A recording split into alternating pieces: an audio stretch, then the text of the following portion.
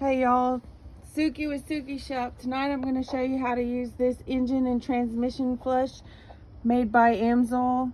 I've used it before in this same truck. It works great.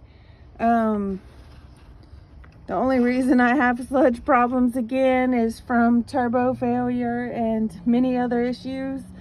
So we're going to run this in there tonight before we change the turbos.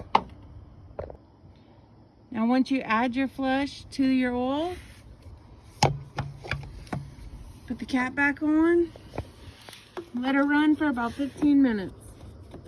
10 to 15. I don't see why 15 hurts anything, so I always let her go 15. Run her for 15 minutes.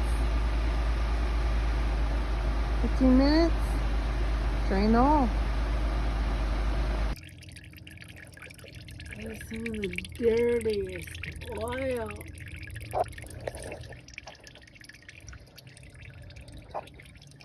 Y'all better run that flush.